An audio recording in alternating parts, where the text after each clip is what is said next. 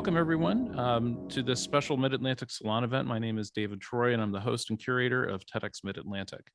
For those of you not familiar with TED or TEDx, welcome. TEDxMidAtlantic is a nonprofit organization based in Washington, D.C. that produces educational events under license from TED conferences based in New York.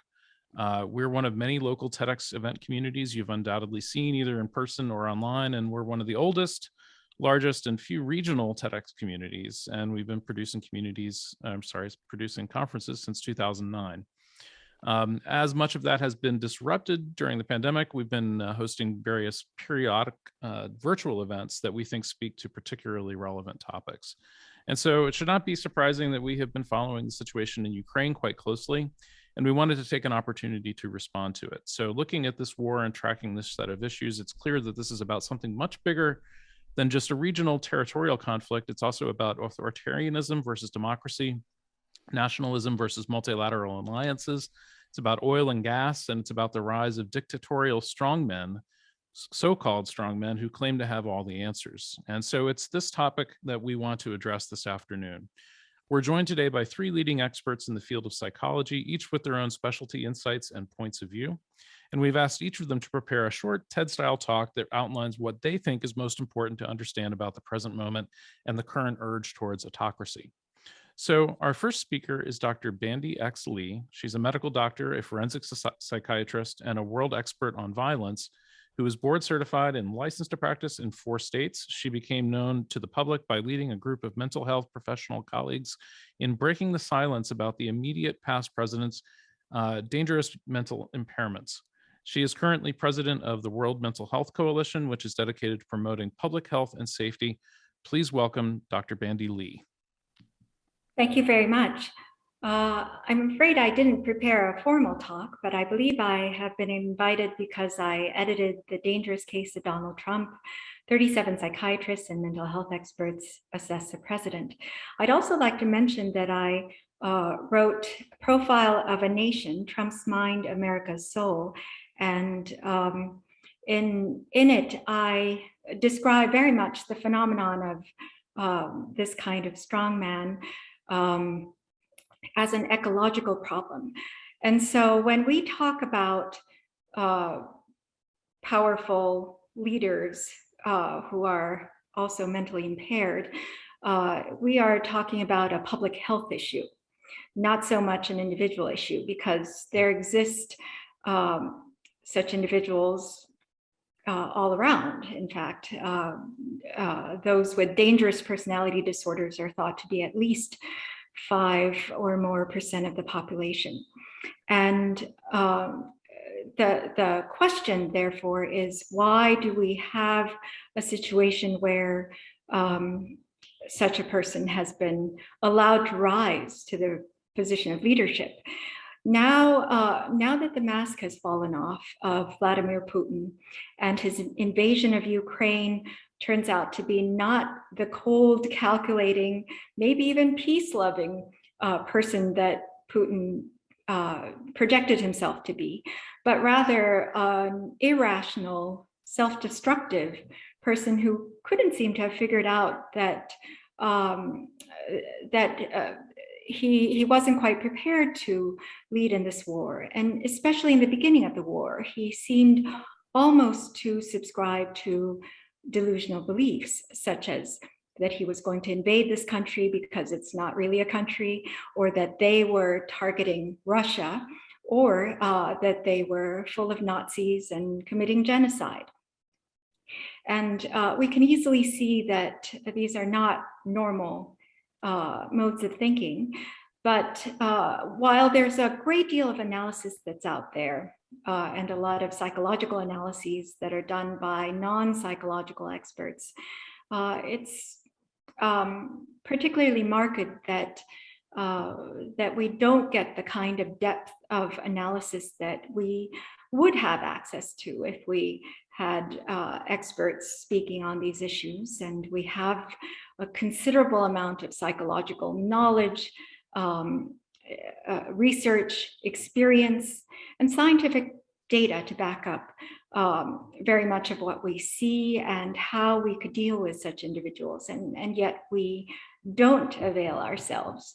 So the question becomes more of, why don't we as a society? First of all, why do we allow such individuals to rise to power? Why do we give them power? And then secondly, why don't we avail ourselves of the best available information in order to deal with such individuals, even after they've been revealed for who they are?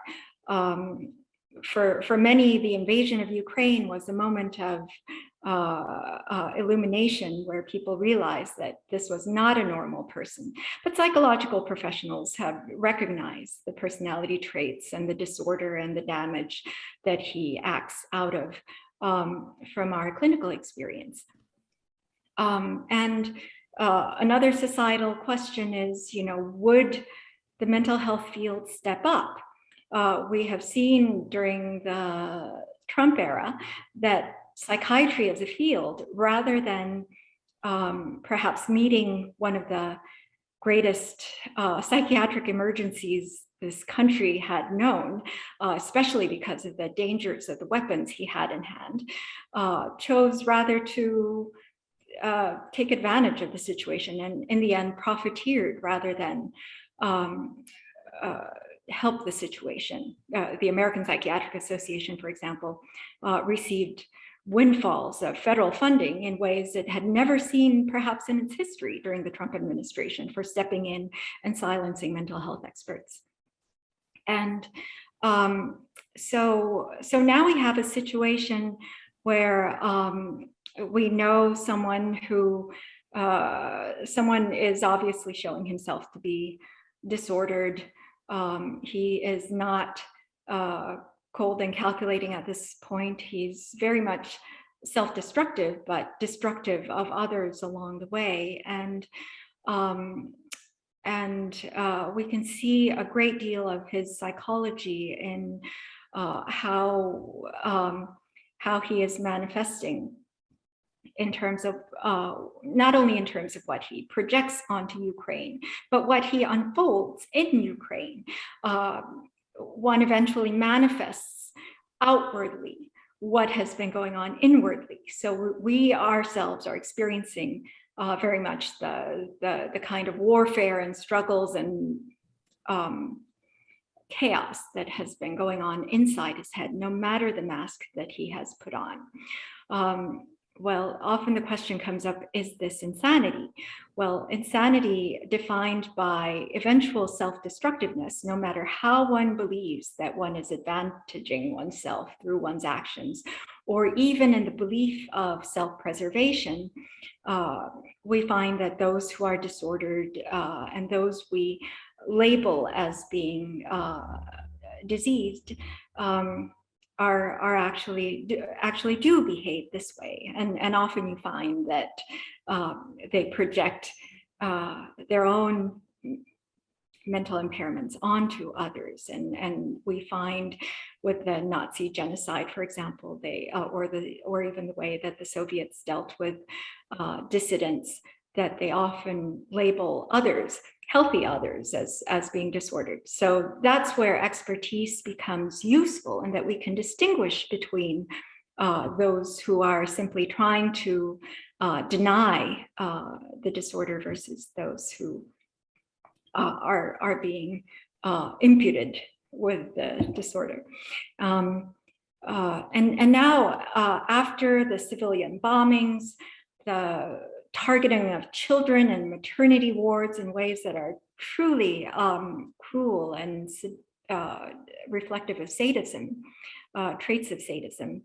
We're now hearing of atrocities and war crimes and many others in the Russian military behaving in the same way. And this is very much a cultural phenomenon that we see when we have a mentally impaired person in power, that the destructiveness actually spreads, not only changes the mores in terms of what is acceptable and what is not, but also what is desirable and what is not. And so there's a change in frame of thinking that spreads through the drive, through an emotional drive, in ways that quickly spread. And so we can see the effects of powerful, influential figures, mental impairments and violence proneness spreading into the military and spreading into its own population. In the same way that we saw with Donald Trump,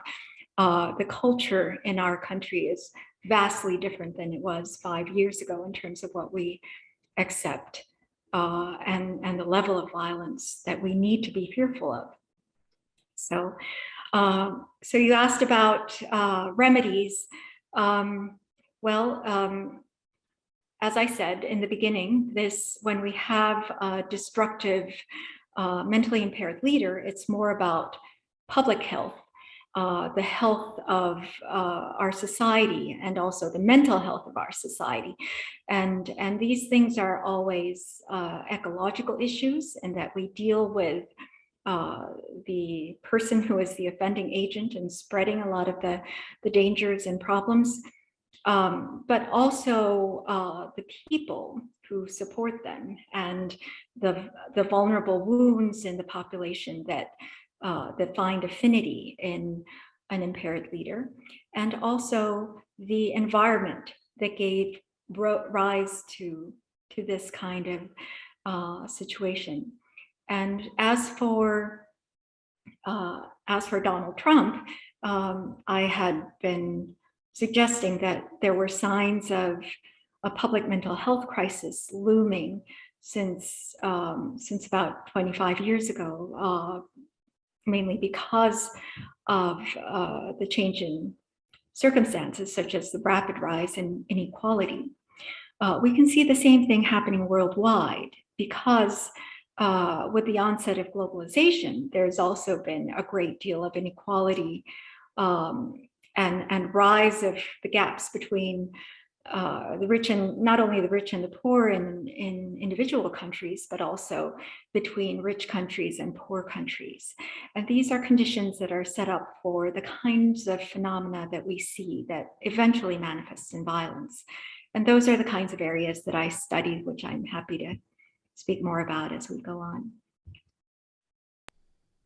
Thank you so much, Bandy. That was really, really helpful in terms of understanding, what we're kind of dealing with and putting it into the context of not just one individual, but an entire society that produced that individual. How did we get here? So I think that's something else that we'll return to quite a bit. And for those of you that haven't yet found the Q&A box, you can go ahead and enter in questions there. Tammy, my co-host, will be looking through those and trying to pick out ones that seem particularly appropriate for our conversation.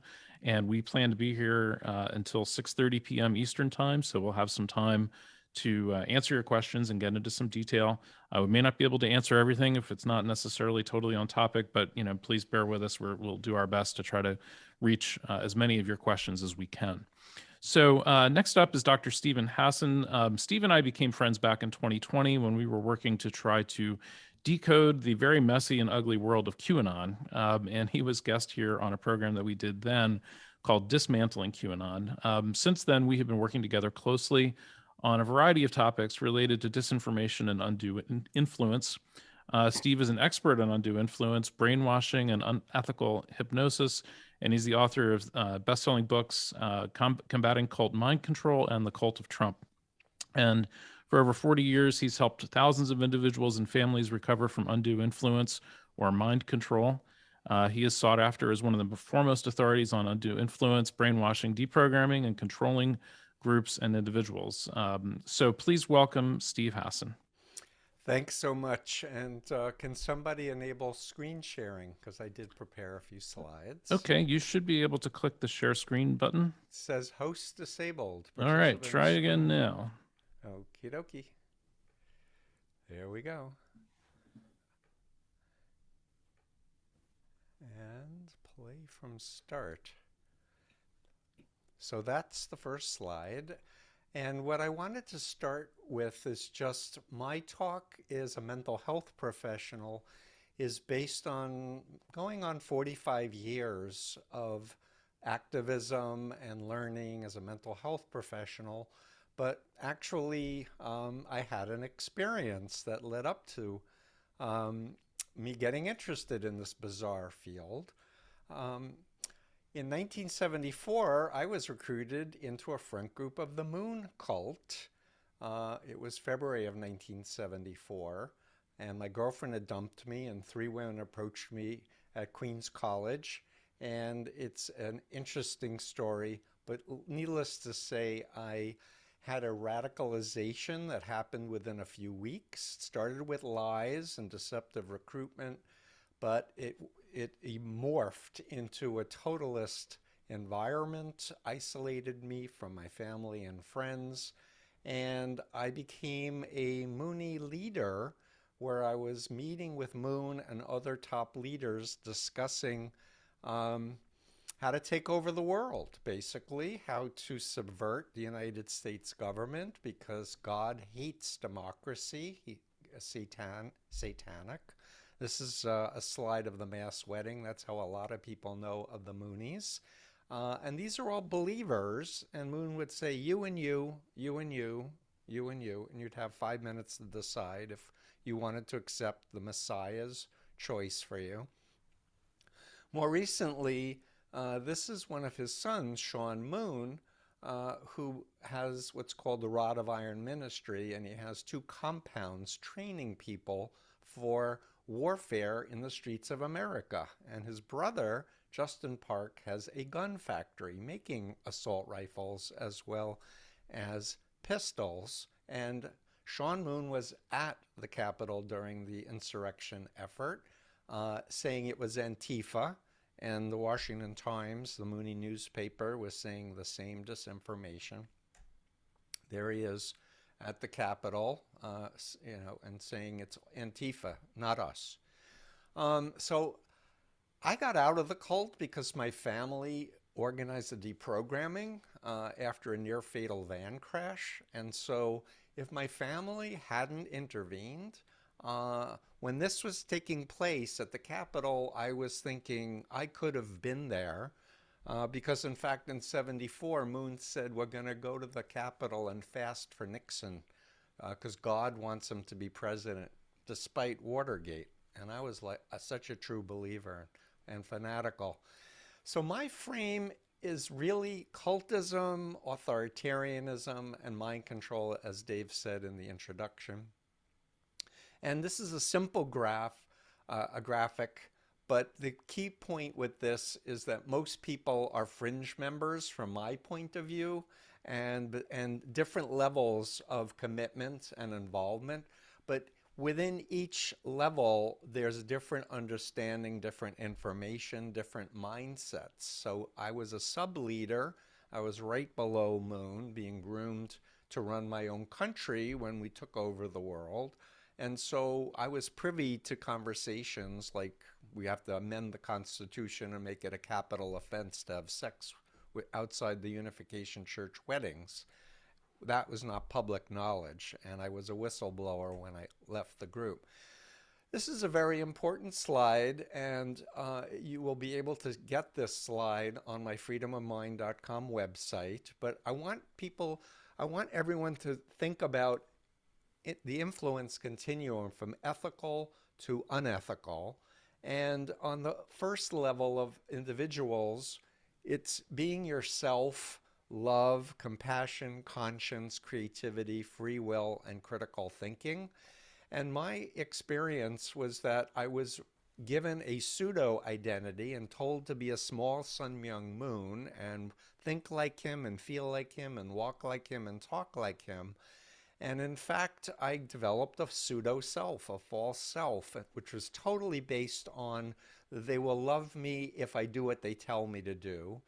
Very dogmatic, black and white, all or nothing, good versus evil, us versus them. Much fear and phobia programming and dependency and obedience. So for leadership, we get into narcissistic, psychopathic, and I have a few slides coming up on that. The elitist, the grandiosity, the power hungriness versus healthy leadership, where they know their own limits, they take responsibility and are accountable and trustworthy, as well as organizations that are either open with checks and balances or elitist and authoritarian, where the ends justify the means. So in the interest of time, I'd like to get into questions and answers later for people to know. But I'm going to just jump and say, when people say, what do we do about the world situation? And forgive me if I sound like a hammer who sees everything as a nail. But in this case, I think there really is undue influence worldwide, globally. And I see the solution as explaining it, demystifying it, empowering individuals to understand the destructive mind control techniques. And along that continuum, in my research on brainwashing and mind control, I basically took Leon Festinger's cognitive dissonance model, which talks about thoughts, feelings, and behaviors, and how humans like to be congruent with all three of those. I added information control. And on my website, I have a very detailed list of all the different behaviors and characteristics. So literally, people can go to my website, look at BITE, look at the list. And if you're involved with a religious group, a therapy group, a political organization, or a society, one can then label it as more unhealthy or destructive or more healthy. So I've been helping people get out of all types of cults for 45 years, but the universals are, they all want power, money, and or sex. And I can say there's a few cult leaders that didn't want sex, like Herf Applewhite, who believed he was an alien in a human body and actually castrated himself and 7 other members. But most everybody wants power over, and money enhances power. The current thinking is that, how do these people, where do we find them? How are they made? There is some evidence that some people are just born with bad genes. But mostly my experience is cult leaders are born into an authoritarian family or society or cult and get out, but never get deprogrammed, never understand what happened to them. And because they had this upbringing, they never had the love, the safety, the security to develop a healthy sense of self in their childhood. And so everything that happens later in a cult leader is about compensating for this. A very important concept, I just alluded to it earlier, is about a dual identity model. So there was the original Steve and then the Mooney Steve that took me over. And then in my deprogramming, I was able to wake up and go, wait a minute, how did I believe all of this, and how did I do this? And I mentioned Tanya just because Patty Hearst's cult name in the Symbionese Liberation Army was Tanya. And I wanted to add this slide just because the Diagnostic Statistical Manual, number 5 of the American Psychiatric Association, actually has a category for identity problems caused by coercive persuasion. And so there's actual wording about cults and brainwashing and thought reform. So these 2 slides are the model in chapter 3 of my book, Malignant Narcissism. I compared Trump with Jim Jones, Hubbard of Scientology, and Sun Myung Moon, my former cult leader. And if you look through this, the grandiose self-centered behavior, fantasies of power, success, and attractiveness, need for constant praise and admiration, the sense of entitlement and lack of empathy is critical. Being unable to feel, and we can see this in Ukraine, that Putin is demonstrating extremes of this. Oops, I hit the wrong one. Sorry. This is the malignant side, and malignant narcissism, Eric Fromm came up with that term. Anyway, thinking you're above the law, antisocial behavior, pathological lying, exploitation, sadism, harassing, violent, paranoid, inability to trust. So all of these things are characteristics of cult leaders. And I do believe Vladimir Putin is a cult leader.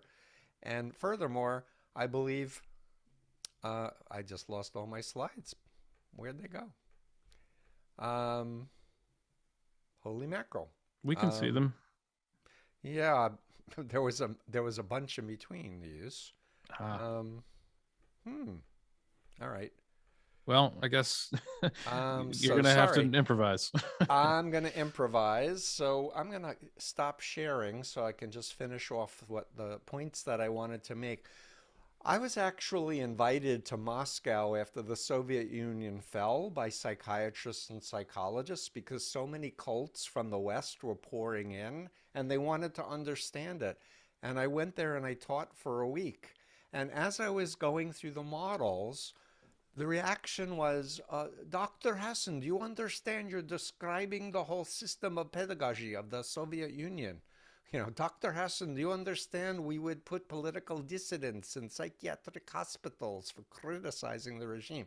My point is it became very clear to me that the Russian people were in a political cult and they were not encouraged to think for themselves. They had information control totally around them, and that this model was a light shining on, you mean life doesn't have to be this way?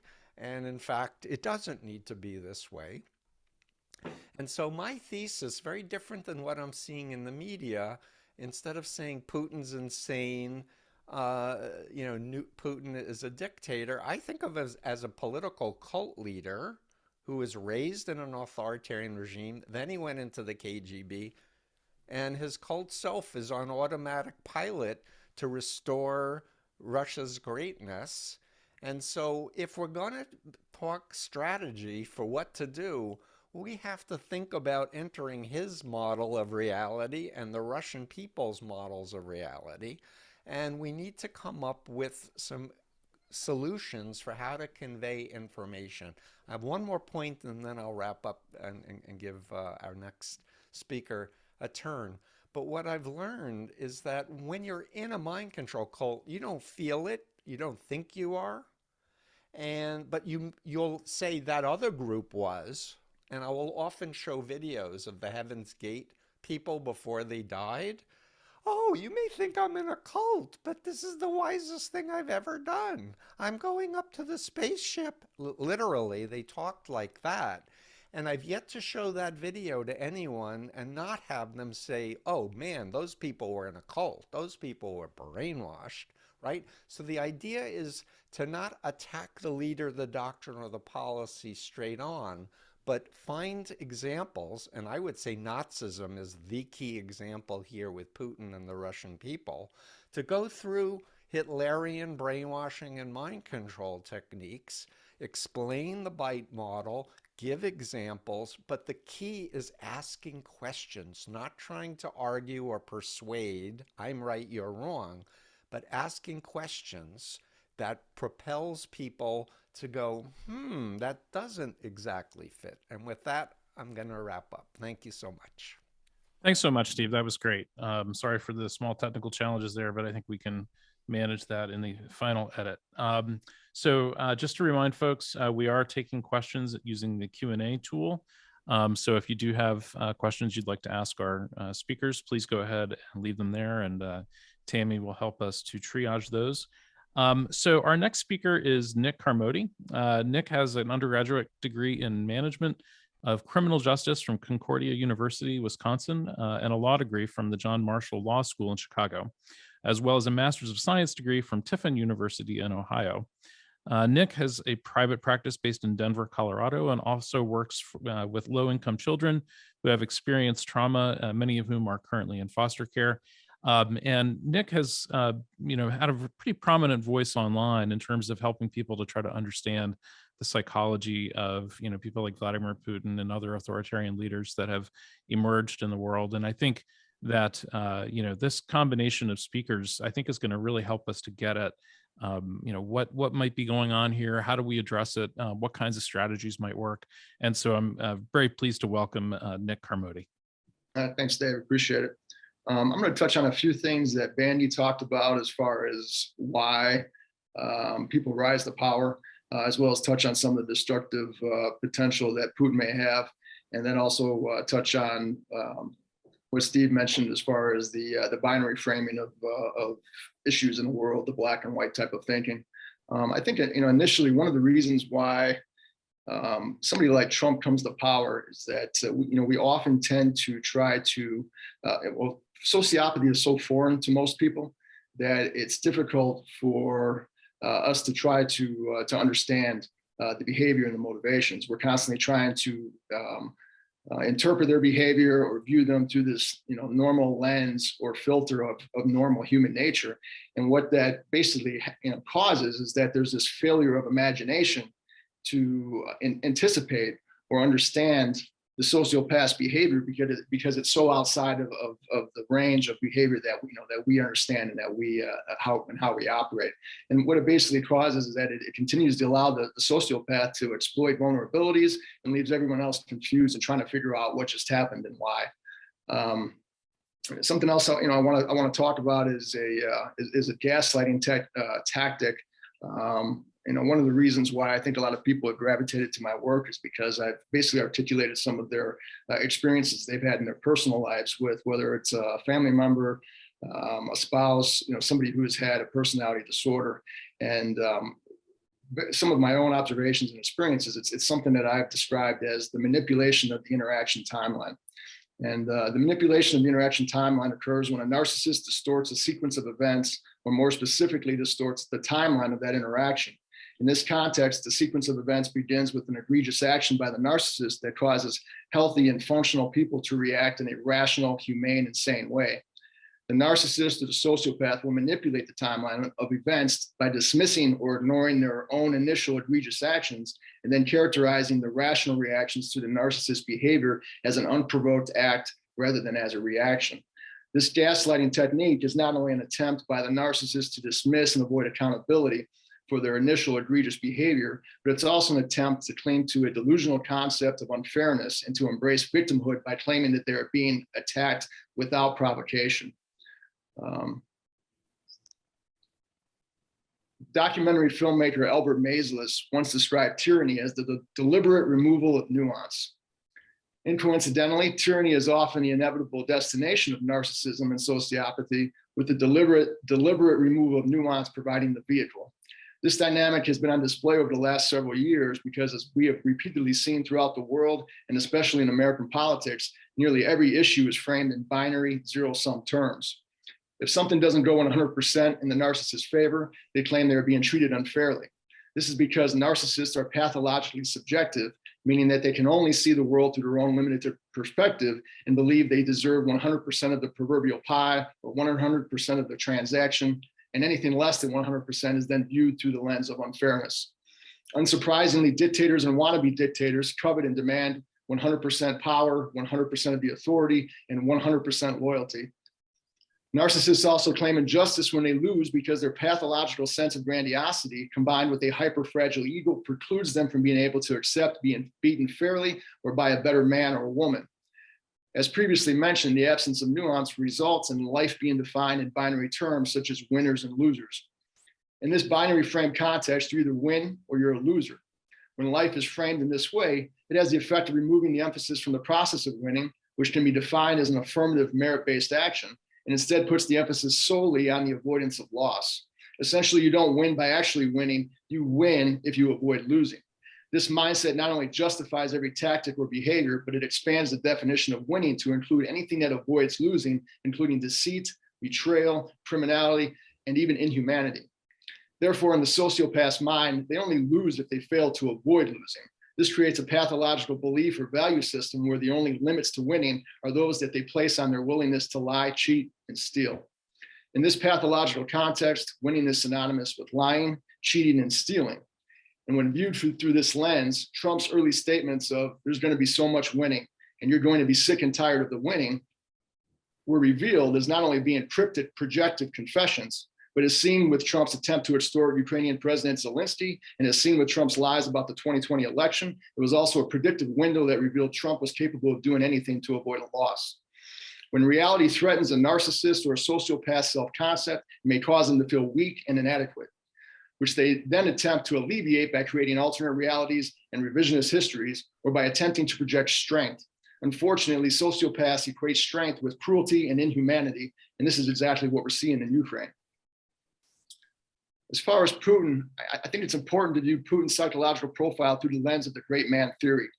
The great man theory of leadership states that great leaders are born with exceptional attributes that set them apart from others, and that these traits are responsible for them assuming positions of power and authority. According to the great man theory, a leader is a hero who accomplishes goals against all odds for his followers, and that the history of the world is but a biography of these great men. With that as a backdrop, if Putin saw the collapse of the Soviet Union as the greatest geopolitical catastrophe of the 20th century and viewed himself as the great man to rectify that catastrophe, then it is unlikely that his psyche will be able to handle not just the failure of rectifying that catastrophe, but the reality that he destroyed Russia and made it exponentially worse than it was after the fall of the Soviet Union. If this is the eventual outcome of the war, then actual death may be irrelevant compared to the death of Putin's ego. Similar to the Kims in North Korea, sociopathic and narcissistic authoritarians project a manufactured mythical aura of greatness and omnipotence. Putin does this to the point of staging fake hockey games against former professional hockey players, where a 60-something-year-old Putin dominates by scoring 8 of his team's 13 goals, and of course, he wins. Putin has a pathological need or impulse to avoid the shame and the humiliation of the loss, and to avoid the piercing of his grandiosity, to avoid the piercing and the fallacy of his brilliance in decision-making, and to avoid the piercing of the perception of his strength, which, as I pointed out earlier, is viewed synonymously with cruelty and inhumanity. The decades-long existence of alternate realities combined with a pathologically fragile ego and nearly unchallenged authority create a very dangerous situation when that alternate reality is pierced. If actual reality prevents Putin from having the ability to create or impose alternate realities, he may view a Jim Jones-like murder-suicide as the ultimate alternate reality. This is because anyone he kills won't be around to ruminate in the actual reality of his infamy.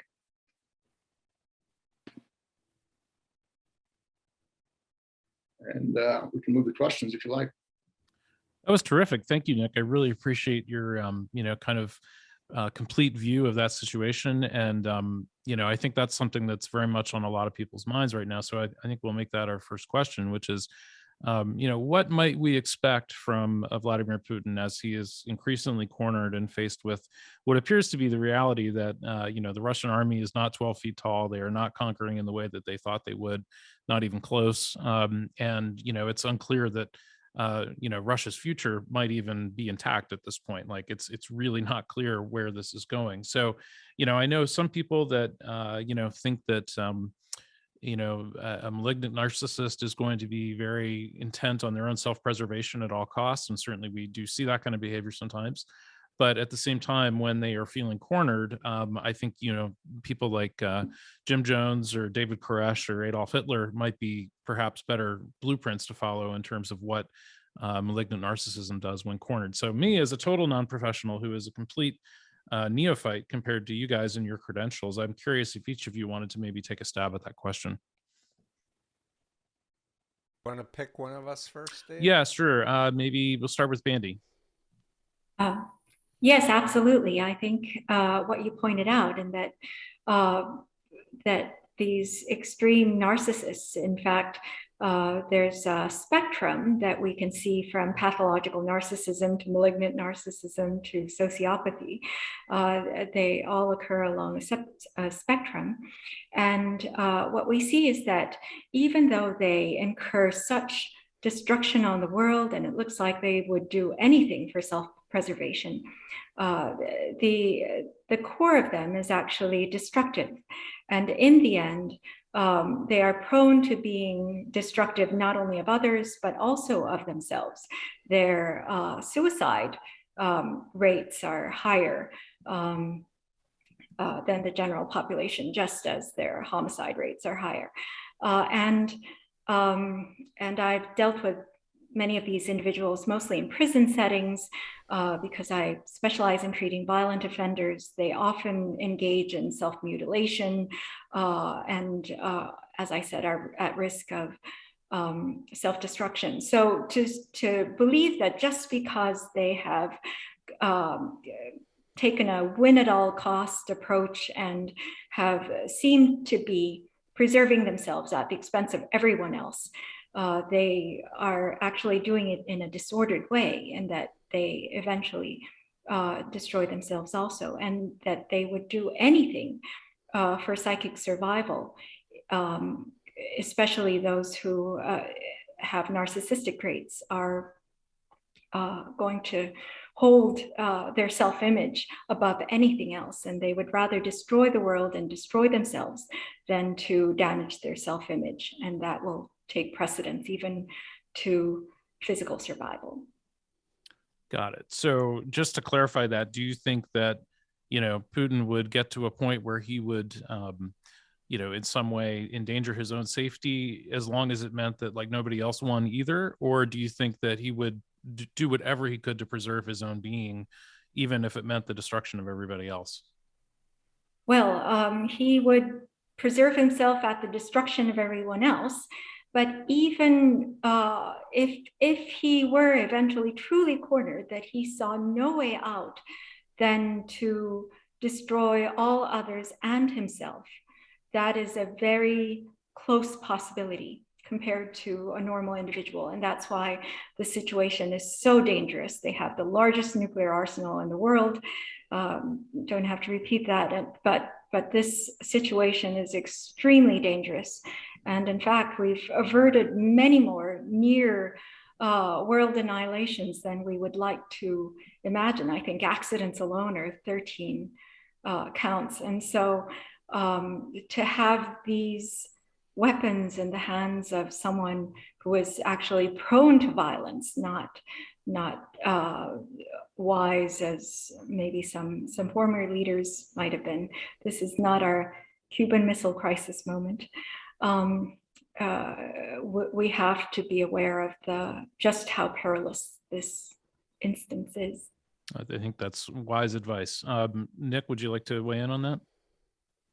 Yeah, definitely the nuclear weapons complicates it because, in the past, maybe, it was a cyanide pill or a bullet from a German Luger that may have taken out the sociopath. But with nuclear weapons, that obviously adds another aspect to it, and there's a certain vindictiveness, and oftentimes narcissists and sociopaths they're very punitively oriented. They're very you see this a lot with Trump. It's often it's punish other people, and then it's victimhood when they themselves are punished. And so this vindictive. We've often heard if Trump gets another term, that it's basically going to be a vindictive revenge tour as he goes around and kind of, basically settle scores with all his political enemies. Well, in a similar vein with Putin is that, if he's worth $200 million, but he's, looking at sitting in The Hague, well, what does he care if the world isn't around? His existence is basically gone. It's similar to, the murder suicide of a husband, whose wife's about to leave him. If I can't have her, nobody else is. I've also thought about this in terms, I live downtown and used to live around a lot of homeless people. And in the mornings we would wake up and the garbage cans would be strewn everywhere. The garbage was everywhere. And my daughter would ask me when I was taking her to school, Dad, why do they do that? And what I would tell her is that, well, when you're in survival mode, right? If you're literally looking for food or a cigarette or something out of a garbage can just to get through the day, do you really care if the city looks pretty for everybody else who's going to be living comfortably?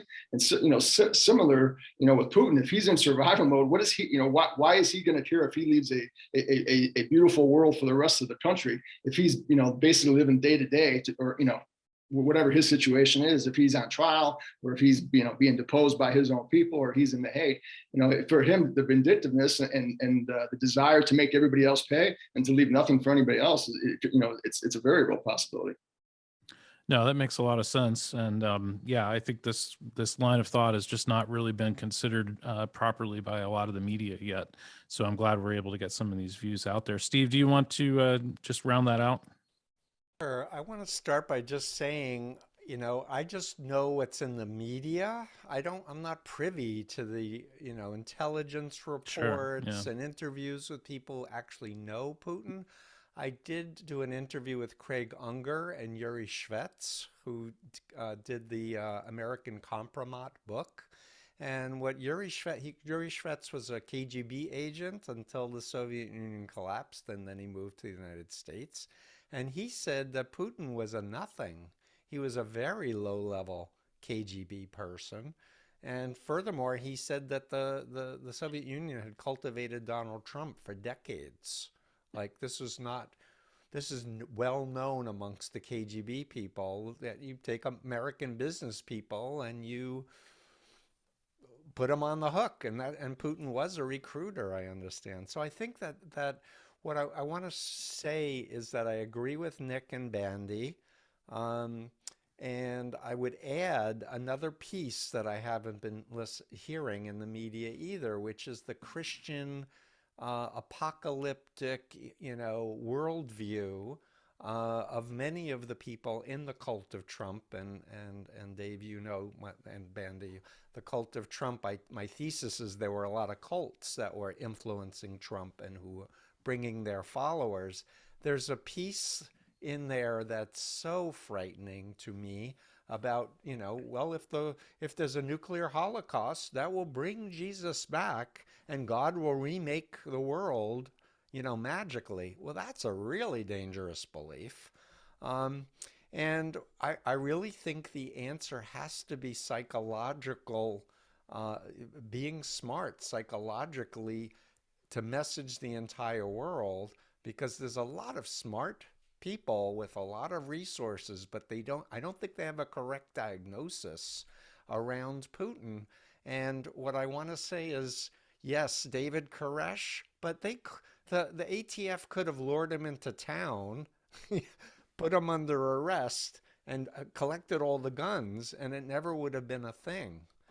Jim Jones had been practicing mass suicides, conditioning people, but Leo Ryan and Ron Harris of NBC thought, I'm too important. They would never harm us, and not understanding the psychology of the cult leader, and Jim Jones killed them. I think the closest analogy is Adolf Hitler here. And, so when people say, well, let's appease them, let's negotiate, he'll be satisfied, I don't buy that at all. I think he's on automatic pilot to recover all of the lost lands of the Soviet Union and the glory of Stalin. So I'm afraid that unless we can come up with some really creative alternatives, force is going to be needed. And that's what I've heard from former Russian experts. It's like you can't say to someone like Putin, let's play nice, because he will lie and he will do what he wants to do. So that's my reaction. No, that makes sense. And it also echoes a piece that I read this morning by Anand Girard Haradas, who was interviewing Masha Gessen about, Putin's possible actions. And her take on it was that, Putin is not going to stop, is not going to back down. He will continue to press forward until he is somehow or another stopped, either by, external forces or circumstance. And that the best case scenario that she saw was that, there may need to be some temporary pause in the, prosecution of this war. And during that pause, perhaps that pause will be somewhat extended and he will die, and that would be the best case scenario. The worst case scenario would be that, he would just sort of keep pushing in this general direction and then start doing various kinds of nuclear strikes that then we need to, in the West, decide how we want to respond to. Because, the scenario that she outlined was, suppose that, he does a tactical nuclear strike of a military base in Poland that's being used to supply weapons to Ukraine. Well, he would say, well, that's justified. And of course, we would say, well, wait, you just nuked a NATO ally, so Article 5. But he fundamentally doesn't believe that Article 5 is valid. And I think that that's something that we really need to understand, is that he just doesn't really believe in the order that the West has put forth. And he believes that he's justified in that by looking at past examples from like Syria, when we claimed we had all these red lines and then we didn't do much about it. And, so he thinks the whole thing is hypocritical. And I think that we have to kind of look at it through that lens as well. So I know that we have a lot of questions stacked up from viewers. I have a ton of my own, but in the interest of getting some questions answered from some of the viewers, I'm going to throw to Tammy to maybe pull one off the stack and ask it on behalf of our listeners. Sure. First of all, thank you everyone who submitted a question. We have a lot of great questions here. I'll do my best to capture the essence of it. Our first question comes from Amy Brill. And the question for our speakers, Bandy, Nick, and Steve, is how can humanity learn to better choose leadership since the narcissist is so good at shrouding their intentions, deceiving people into following and empowering them? So how can humanity learn? I also wanted to show this excellent book called First Person, an astonishingly frank self-portrait. And it's very striking because it's Putin in his words alone, almost. And you can see how the interviewers are interpreting him as astonishingly frank, whereas what I see is masterful manipulation. Projecting himself with just the right amount of modesty, just amount of stoicism, and as well as turning his background of destitution and desperation around in a way that would make him appear heroic, and being very understated about it. So extraordinarily masterful. But we can never tell that any bit of it is true. These are detected through patterns, and it comes from a great deal of clinical experience of understanding the underlying psychopathology that allows this kind of prowess that happens, if you will. Hervey Cleckley called this the mask of insanity. In other words, or the mask of sanity. In other words, we have someone who is very disordered, debilitated, and impaired, but because they're so skillful at projecting themselves, when you totally lack a conscience, when you totally lack the kinds of human bonds and emotions that other people have or are driven by, then you can mimic and concoct the most ideal appearance without any compunction whatsoever. And since they have a lifetime of experience of this, well, at the first stage, we need to educate people about the existence of such a syndrome.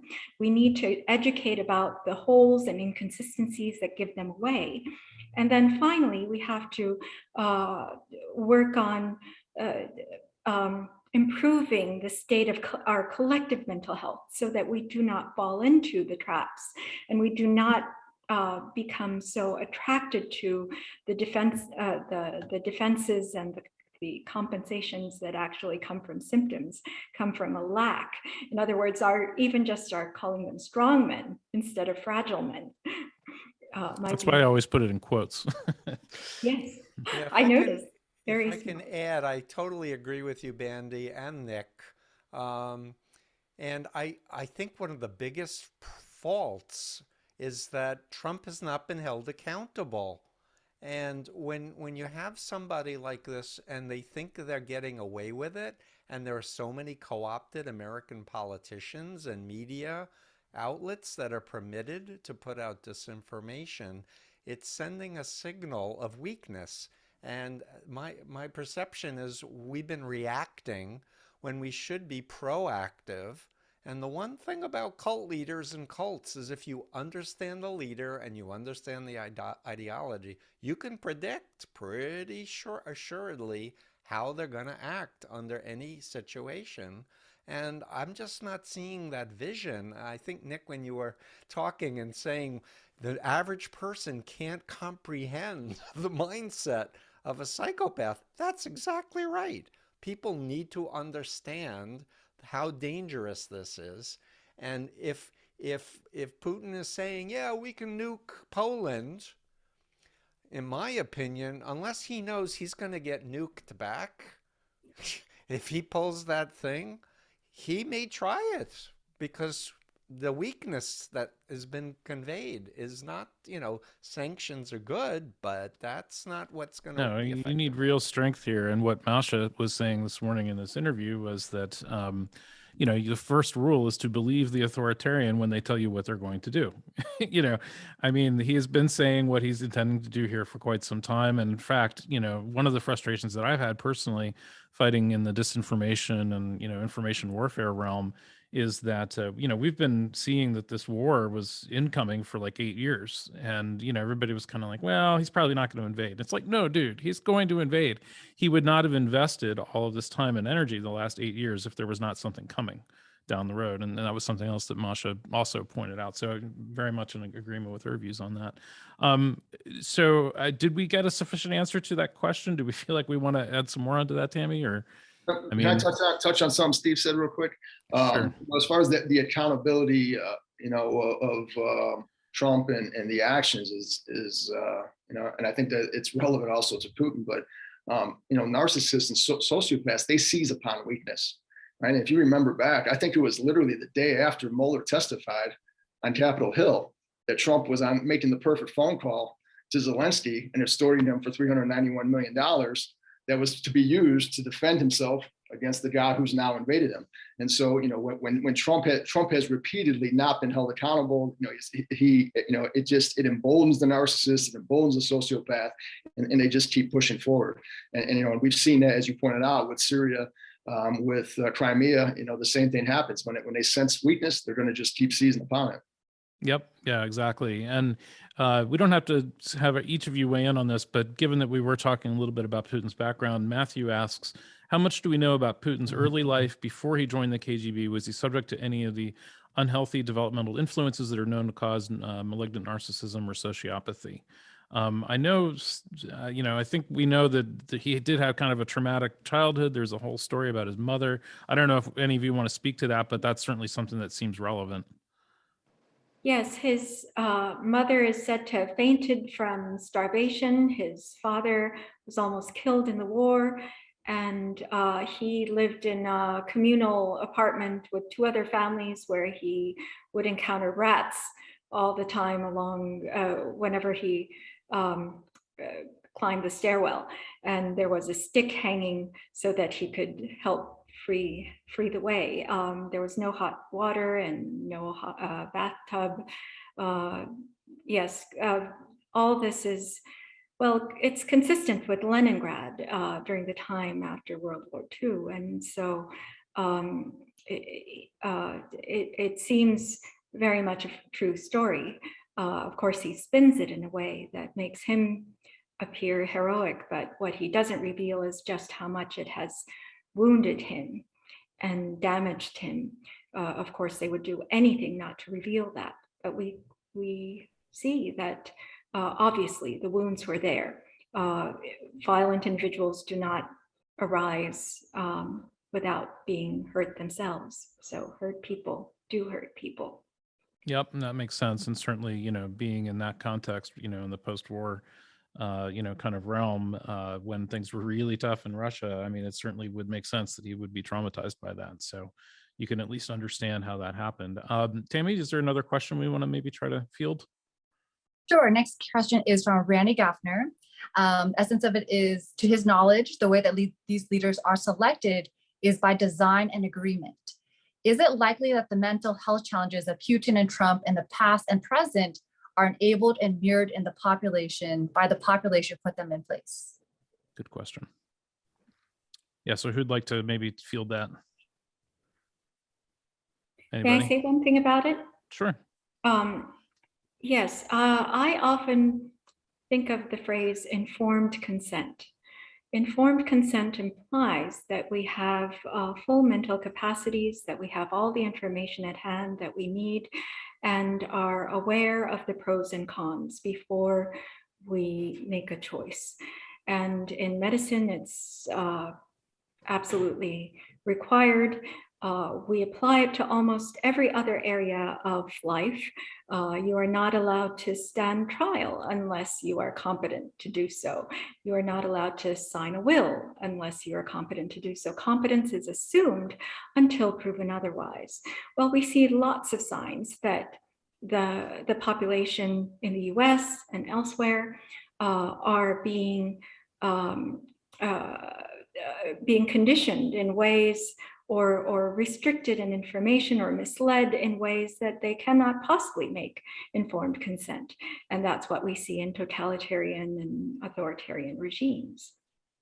Right, and that touches again on another point that Masha Gessen was making in this interview, which is that, within the context of Russia, the citizenry is not really in a position to be informed. They're not really in a position to make decisions. They're not really in the position to have opinions. And if they were to share those opinions, they would quickly get shut down, which very quickly leads to the place where I think most totalitarian societies ultimately end up in, where you just don't have opinions, because it's not productive to have an opinion. So why bother? And so you end up kind of going along with whatever is expected of you. And there's a lot of what she was describing as horizontal peer pressure from other elements of society who are expecting you to kind of go along with what the status quo is and what the government is saying and that kind of thing. And once you create that mechanism where there's this top-down messaging that then turns into this horizontal messaging, where the peers are doing the enforcement of the idea policing, then there is no free thought. There is no capacity for dissent. There's no open opinions. All of the things that we see, certainly in Russia and China and whatnot, start to become much more evident. So I think what a lot of us, in free societies or allegedly free societies are concerned about is, where are we on this pathway to potentially ending up in that very dark place? And when you see things like, Elon Musk sort of, taking a soft takeover of Twitter and sort of, hinting at what he might do to change it, it raises questions about, does that make things better or worse, or what does this mean? So I think, that's something that very much is on the minds of everybody, I'm sure, listening right now. Steve or Nick, do you have additional comments on that? Yeah, we need information in order to process. Bandy's 1,000% correct. And the media doesn't get it. And we saw this when Trump was actually running for president the first time. They gave him $2 billion of free publicity because every time he said something outrageous, all the media covered it. And it was just promoting Trump, Trump, Trump, Trump. And he was using it. And Dave, you know about fourth generation warfare aimed at delegitimizing science and experts and institutions. And the pandemic just created a perfect storm of vulnerability for everyone, because we got isolated and we're on screens and we don't have data protection, and we have all these bad actors, state actors as well as Christian right actors, libertarian actors, and fossil fuel, professors, promulgators. So again, the way to protect ourselves from destructive mind control is to control our own minds. But my point is, we need an independent press. We need media that isn't beholden just to advertisers or just to the owner of a particular corporate, media outlet, but where people are really dedicated to the truth and reporting it. And for me, the people who are out in Ukraine reporting on this war are heroes. They're risking their lives to bring the story in. And I'm hearing from people who are saying, I talk with my relatives in Russia, they don't believe that these things are happening in Ukraine. And what do we do? And what I want to state categorically is not fight with your relatives who've been indoctrinated into an authoritarian mindset, but act respectfully, but ask questions. Like, for example, what would be persuasive to you to consider that maybe you're only getting one side of the story? Like, what would you need to see? What would you need to experience? But people have their own reactions to that. And I think the fact that Putin was using Nazism, we're going to go to Ukraine and get rid of the Nazis, I really think Nazism is the cult that could then be used to explain to the Russian people how to identify mind control. Sure. No, and that issue with the Nazism in Ukraine has some historical background that he's exploiting in order to basically create a story that can get these mostly very young ethnic minority uneducated troops to go to a place that they don't know and to fight and to do whatever needs to be done. and without very good leadership to boot. So it's I think a story that they've concocted to try to sell that narrative. Now, one thing that I think that we've surfaced here amongst each of the stories that you guys have told and some of the questions we've heard from our listeners is that these strongmen, quote unquote, dictatorial personalities arise from societies. We are sort of partners with them and helping them to get to where they are in some ways. And so that points to some sicknesses and breakages within our society that lead us into this realm. You could make some arguments about, say, Weimar Germany and how they ended up where they were with Hitler. And of course, there's the whole World War I history and Versailles and all that behind that.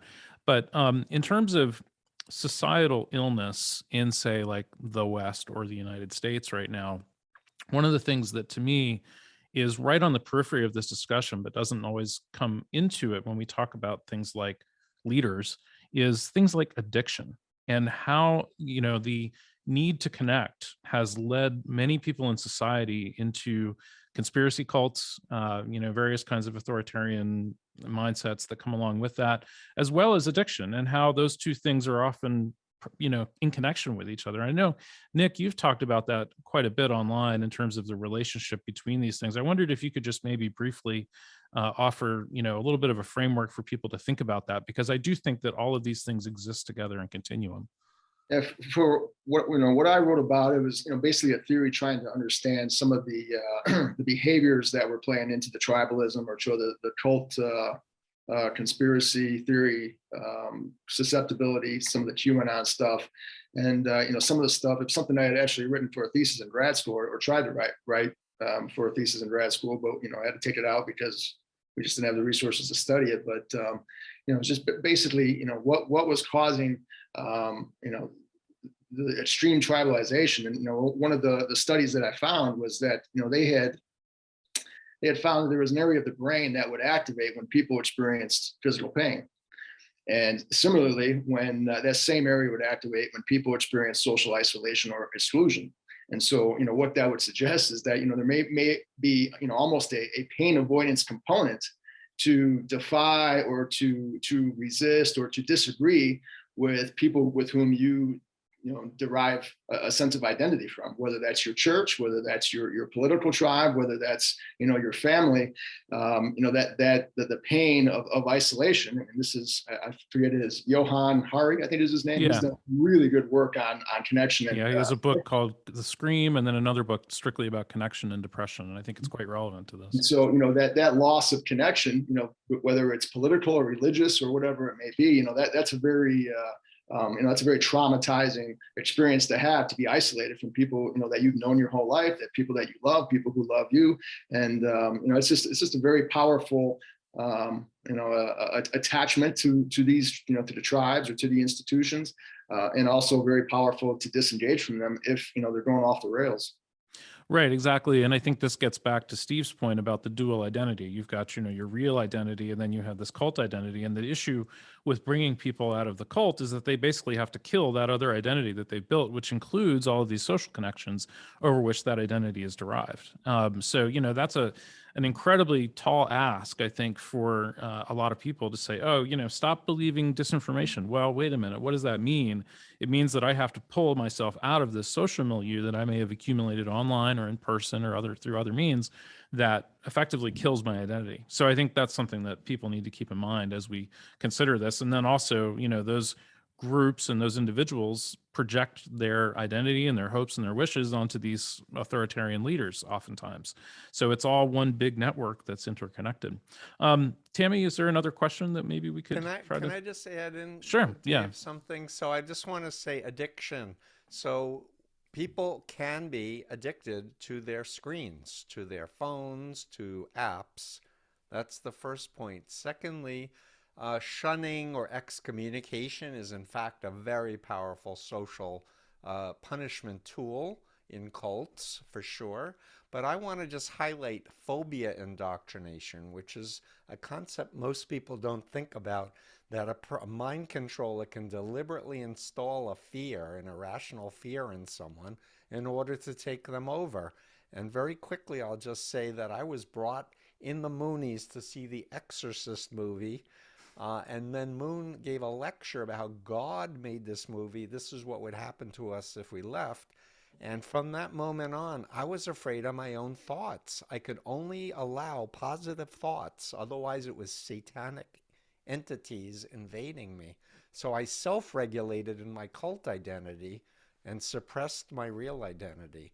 But explaining phobias in another group and how to know the difference between a fear where there's an actual danger versus an irrational fear that there's danger, and show how other groups install it on purpose to manipulate people, and then asking people, have you ever talked with a former member of your group? Oh no, I would never talk with them. Well, why not? Well, you agree that other group put phobias against former members. Why not? Give it a shot. You're an adult, you're intelligent. So you break down the fear and go, and then in the interaction, and here's a critical point, and then I'll be quiet.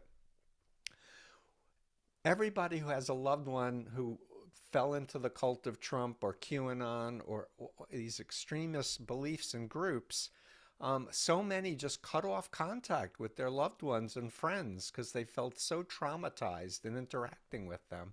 And I've been saying over and over again, stay close. Say you miss them. Share, pictures and videos. Connect with them because that's their way out. Yep. Yeah, and you have to maintain those social ties in order for which there ever to be a sort of a relationship that can flourish and help pull them out. So Tammy, is there another question we might want to try to answer? Sure. One question is from Stephen Schofferman. In a radio interview last night with Russia in Moscow, professor of social science, he said he fears that Putin would do anything to defeat or destroy Ukraine, including nuclear weapons. Any comments? Well, I think we answered that a little bit, in terms of his mindset, but does anybody have any additional comments or thoughts on that general topic? I think that one of the things, initially we were receiving reports that there was dissent in the urban areas, and then the older rural demographic was still very much behind Putin. The last few days, it seems like there's been polls that have been showing that Putin's approval rating is rising. And so, that would suggest that he would be more successful in creating an alternate reality or some type of fictitious spin about what victory looks like. I think it was yesterday, there was an article, I think from Russia, where somebody was writing about the denazification of Ukraine. And it was basically the de-Ukrainization, which, because anybody who was involved in any part of the resistance was basically going to be considered a Nazi. And so, right. Whether Putin is going to try to redefine the mission, winning or success of the mission by land already conquered, or if it now becomes that the mission was to denazify Ukraine, and he does that by basically leveling cities like was it Mariupol?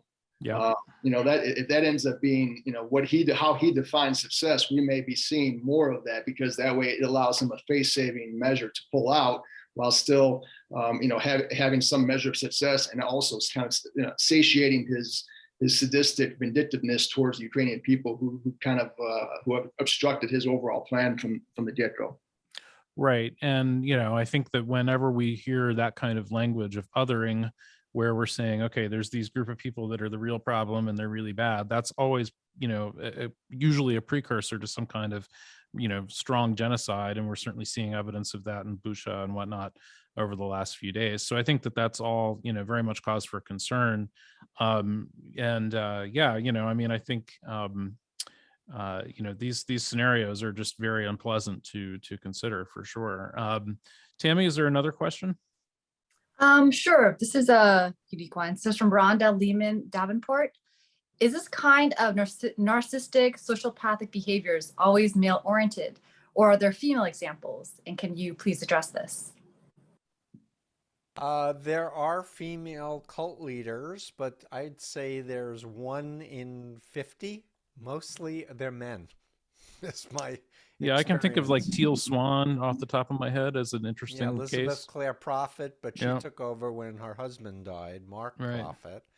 Um, yeah, so but the yeah, so it's largely a male problem. However, I can tell you for sure there are women narcissists who are in controlling relationships and enslave men. And Well, and so we do it's see not some just one women. directional. We do see some women that sort of fall into this pattern. Certainly, there's people in the GOP that are sort of mirroring this kind of behavior, as well as people like Marine Le Pen in France who are, kind of leaning towards a Putin-style strongman vision, even though she's a woman and now has a niece that's following in the same footsteps. So, I mean, I think one question there might be, is this an argument that in general we should maybe be opting for trying to produce more female leaders? There would be less of a competition or the feeling that one needs to garner exaggerated strength in order to show that they are superior as they are supposed to be. So it does arise from gender inequality. And in fact, women violent offenders are growing in number because we expect women to be strong women the same way that we once did of men. Interesting. Okay. Do we have another question, maybe, Tammy? Sure. So 90% of the questions all say kind of the same thing, which we all touch base upon, which is what is the solution? What do? We as the United States and we as NATO. But I like Tamara's wording on it. And basically she asked, well, what can we do? How can we train ourselves to better recognize narcissists, sociopaths, psychopaths, not just leaders, but if we could recognize these at every level, we can combat this at every level, leading to healthier society. So what can we do as a nation and what can we do as an individual? Who'd like to start on that?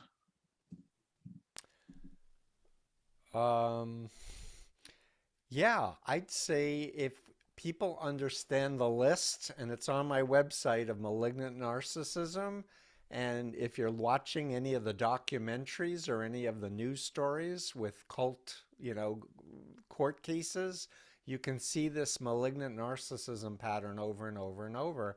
So the advice is inoculate, to use the metaphor with the virus. This is a mind virus of mind control. And if someone's legitimate, you can ask direct questions, get direct answers, but also do independent research on their background. Because the bad folks usually have a list of victims in their past. And so I'm a big fan for telling people who have a question about somebody, hire a PI and have a profile on this, interview their former spouses and etc. Certainly. But we need to have a public health approach. And Bandy, you're the expert, but I'll just frame it for you. We need preventive education, we need intervention services and training of mental health professionals, and recovery services. And Bandy, take it from there, because that's your specialty. Yes, I would say that public education is very important, as you say, Steve.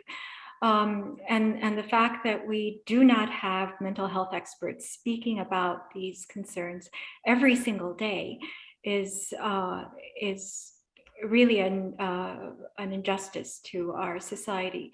And secondly, to strengthen our own mental health collectively. When we are strong in our own mental health and public mental health, population health, then we won't have the magnetic attraction to impaired leaders as other wounded individuals do. And so it's very much, that is one of the reasons why I have said that impaired leaders are almost a barometer of a poor state of collective mental health.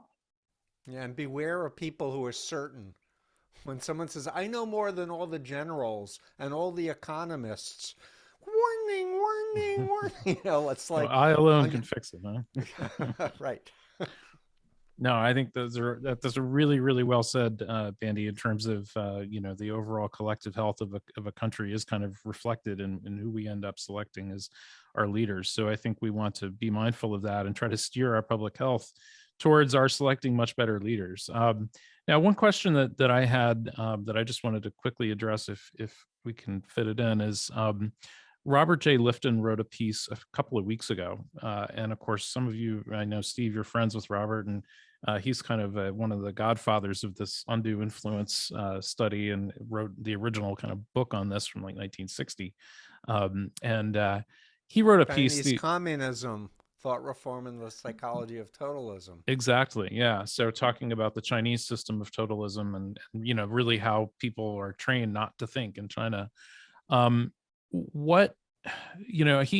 offered at the end of his piece, he basically said that he thought that Putin was sort of beyond reason, or beyond influence was the term he used, and that he might not be kind of open to any kind of sane negotiations, or even to the input of reality into his worldview. And he closed by saying, like, I think we need to figure out some kind of a way to give him an off ramp where he thinks that he's won, or at least that he's achieved some kind of subset of the goals that he's set out to achieve.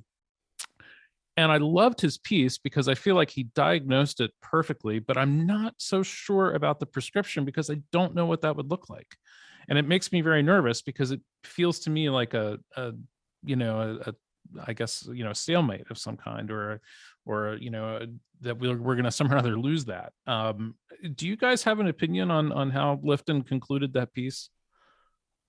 I didn't see the piece, but I think that, just listening to what you said, it kind of fails to take into account the Ukrainians and, their mental, where they're at mentally and emotionally right now. I mean, right now, whatever compromise comes about, whether that's, Putin gets to keep the land he's already taken, everything I've seen from the Ukrainians, they're ready to fight to the end for this. They're not going to give him anything. I mean, they're not of the mindset that, okay, let's just, you keep what you have. We'll call it even. It's all good. I don't think they're going to accept any of that. I mean, after you're seeing the gang rapes. I think I saw something, they were ripping people's tongues out. They're burning people, raping women in front of their kids. I don't see, unless there's some type of behind the scenes pressure to, pressure, Ukrainians to make a deal. I don't see them being, anywhere near mentally and emotionally a place where they're willing to compromise with Russia right now. And, and even if you do make some type of peace agreement with Putin, ultimately his mindset, his psychology is he's pissed off that he didn't get, as I talked about, he didn't get 100%. He's not viewing this as a win. He's viewing this as, I was prevented from getting what I wanted and I want more, just like he probably viewed when he just got Crimea, when he was in Syria. I don't think that, at any point he's going to be satisfied. That's not how, that's just not how his psychology works. It's, narcissism is insatiable. And so it doesn't matter what he gets in a peace deal, it's not going to be enough. No, I'm inclined to agree with you on all of that. Bandy, any other comments on that? Well, Dr. Lifton is one of the key speakers I invited to the conference when I was first worried about the Donald Trump presidency. And he went alongside Judith Herman and James Gilligan, who are all my mentors. I respect them highly in their understanding of an authoritarian regime and how to counter it. I think in terms of what Dr. Lifton said, what he said correctly is that we have to deal with it as someone who should not be engaged in a rational way, someone who should not be interacted with in a way that we would with another healthy person. That containment has to come from the outside, and that's often how I view the dealing of violent individuals, and that they often don't let on that they are in fact crying out for containment, that they somehow cannot control themselves, and that they feel comforted when the limits and containment come from the outside. They have to be assured that they will be taken care of. But, and that's what their actions are crying out for. That speaks to the limitlessness of their actions. If you think of a toddler, actually, there are stages of moral development and cognitive development, and we can see violent individuals as often having been arrested at age 5 or less. That's where the might makes right mentality comes from, and they have to win at all costs in order to be right and to be okay.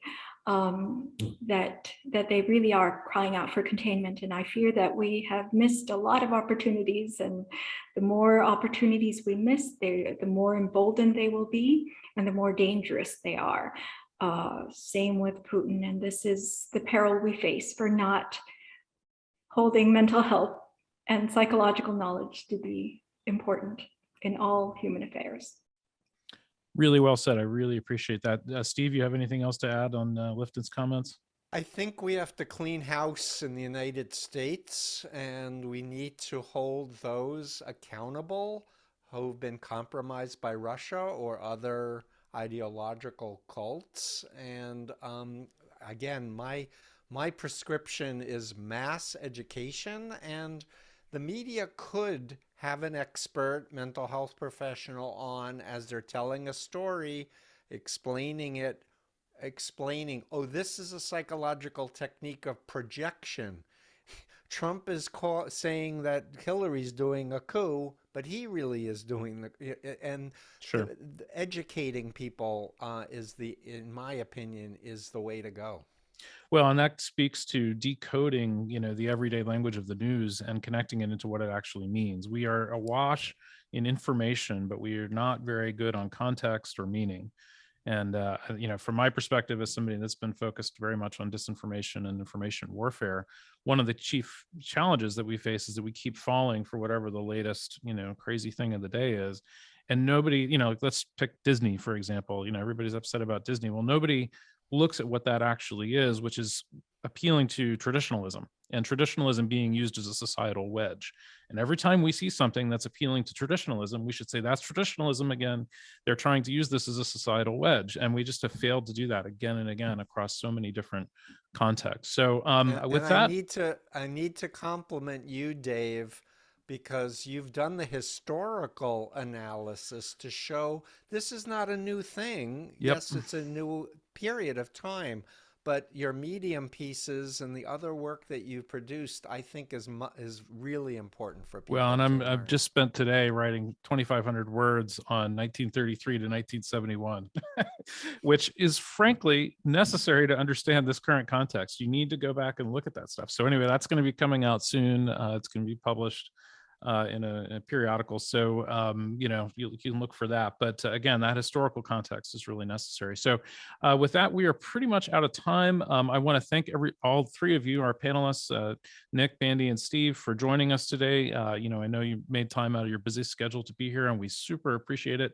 I know our attendees really enjoyed hearing your insights. I want to remind folks that tomorrow at noon, we're going to be doing a session on nuclear weapons and the war in Ukraine. It's something very much on everybody's mind.